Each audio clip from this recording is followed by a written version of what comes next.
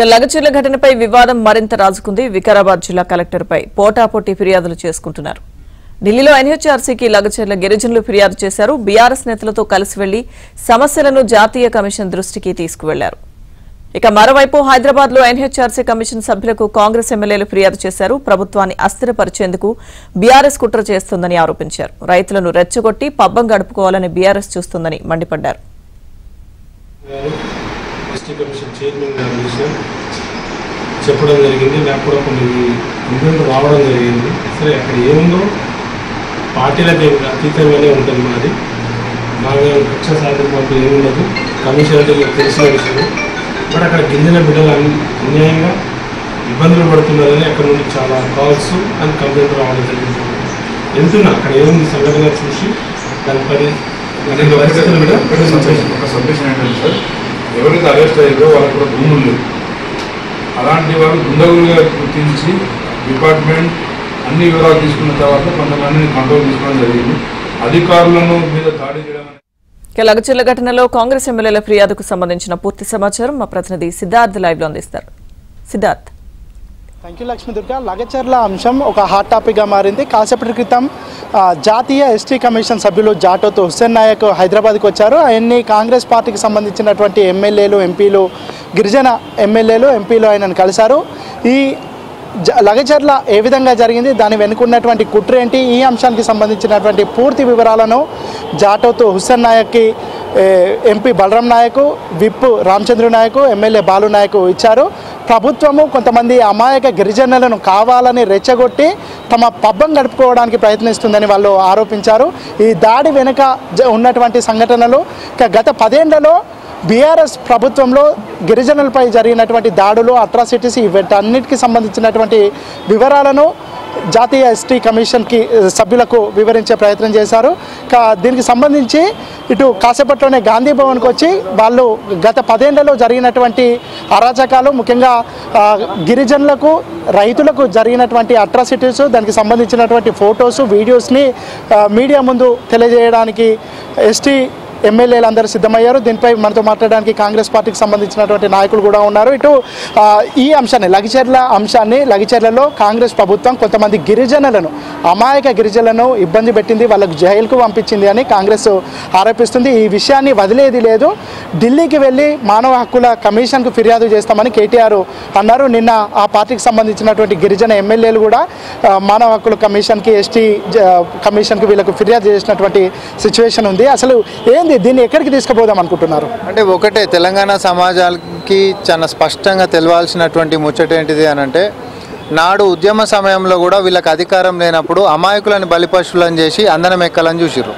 So అమాయకులని వీళ్ళు రెచ్చగొడితే, అమాయకులు చచ్చిపోతే వాళ్ళ యొక్క సమాధుల పునాదుల మీద వీళ్ళు 10 సంవత్సరాలు అధికారంలో ఉండే. ఒకసారి ప్రజల్లో వచ్చినటువంటి చైతన్యంతో మళ్ళీ వీళ్ళని అధికారం దింపేసరికి మళ్ళీ సామాన్యులని అమాయకులను చేసి, బలిపశులను చేసి రాజకీయ పబ్బం గడుపుకుందామని చెప్పి బీఆర్ఎస్ పార్టీ చేస్తున్నటువంటి కుట్రలు తెలంగాణ సమాజంలో ఈరోజు బట్టబయలైనది జరిగినటువంటి ఘటనతోటి మనం చూస్తే. ఎందుకు అనంటే, అసలు అక్కడ భూములే లేనటువంటి వ్యక్తులని అధికారుల మీద దాడులు చేపించేటటువంటి దాంట్లో అమాయకులను కూడా వాళ్ళకే ప్రమేయం, వాళ్ళ యొక్క ఏమంటారు తెలియకుండానే వాళ్ళ యొక్క ప్రమేయం ఉండేటట్టుగా రెచ్చగొట్టినటువంటి వాళ్ళు ప్రధాన కారకులు బీఆర్ఎస్ వాళ్ళు. అయితే బీజేపీకి సంబంధించింది ఉన్నారా, లేకపోతే ఇంకోళ్ళు ఉన్నారా, బీజేపీ కోసం పోయి వాళ్ళ మద్దతుతోటి పైకి పోయి ఎస్సీ ఎస్టీ కమిషన్ ముందు ఫిర్యాదులు చేస్తుండ్రా, హ్యూమన్ రైట్స్ కమిషన్ కోసం ఫిర్యాదు చేస్తుండ్రా, it is an open forum, ఎవరైనా పోయి చేయొచ్చు.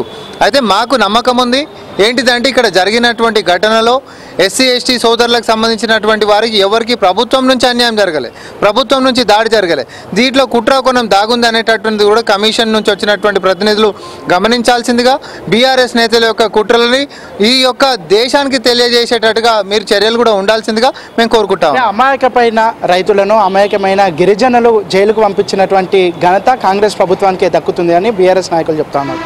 ఒకటి, అక్కడ దాడికి ఉసుగొల్పినటువంటి వాళ్ళు, దాడి చేసినటువంటి వాళ్ళు నిజంగా రైతులు తెలంగాణ సమాజంలో ఈ 10 సంవత్సరాలలో అధికారుల మీద ఎవరైనా బండరాళ్ళు, లేకపోతే గ్రానైట్లు, లేకపోతే కట్టెలు, కారం పొళ్లతో దాడులు చేసినటువంటి ఘటన ఉందా?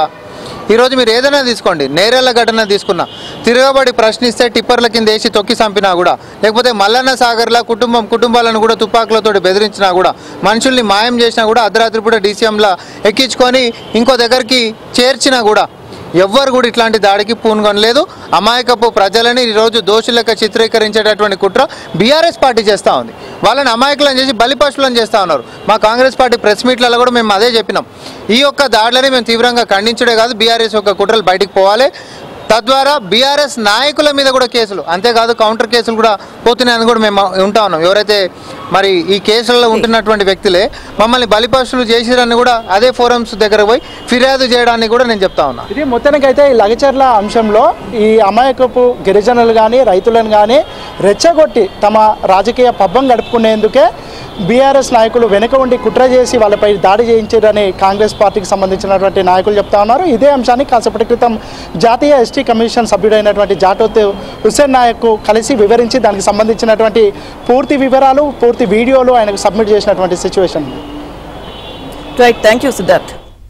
కవిత గారు, అలాగే గౌరవ శాసనసభ్యులు లక్ష్మి గారు, మా మాజీ శాసనసభ్యులు అన్న రవీంద్ర కుమార్ గారు, హరిప్రియ గారు, రామచంద్రు నాయక్ గారు, రూప్ సింగ్ నాయక్ గారు, వాలియా నాయక్ గారు, రాంబల్ నాయక్, చాలామంది గిరిజన సంఘాల నాయకులు వచ్చారు, గిరిజన నాయకులు వచ్చారు. అలాగే బాధితులందరం 12 మంది బాధితులు ఇక్కడికి రావడం జరిగింది.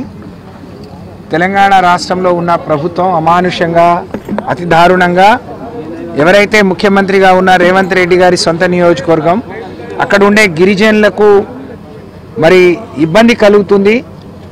గిరిజనులు తరతరాలుగా ఉన్న కొద్ది భూమిని నమ్ముకొని అక్కడ వ్యవసాయం చేసుకొని వాళ్ళు దాన్నే జీవనాధారం చేసుకొని బతుకుతూ ఉన్నారు. అలాంటిది రేవంత్ రెడ్డి ప్రభుత్వం వచ్చిన తర్వాత అక్కడున్న గిరిజనుల భూములు లగచెర్ల పక్కన ఆర్బీ తండా, మిగతా తండాలకు సంబంధించిన గిరిజనుల భూములను ఫార్మా కంపెనీ కట్టబెట్టాలనే ప్రయత్నం ఏదైతే జరిగిందో దాన్ని వ్యతిరేకిస్తూ గడిచిన 9 నెలలుగా వాళ్ళు పోరాటం చేసిండ్రు.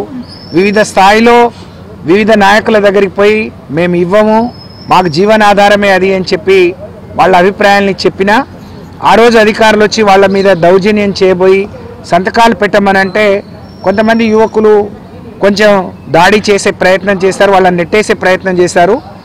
దాన్ని భూతద్దంలో పెట్టి మరి గిరిజనుల మీద అర్ధరాత్రి పూట కరెంటు తీసేసి, ఇంటర్నెట్ తీసేసి, ఆడవాళ్ళని చూడకుండా, వయసులో ఉన్న ఆడపిల్లల్ని చూడకుండా, వృద్ధులను పిల్లల్ని కూడా చూడకుండా అమానుషంగా వాళ్ళ మీద పోలీసులతో దాడి చేయించడం జరిగింది.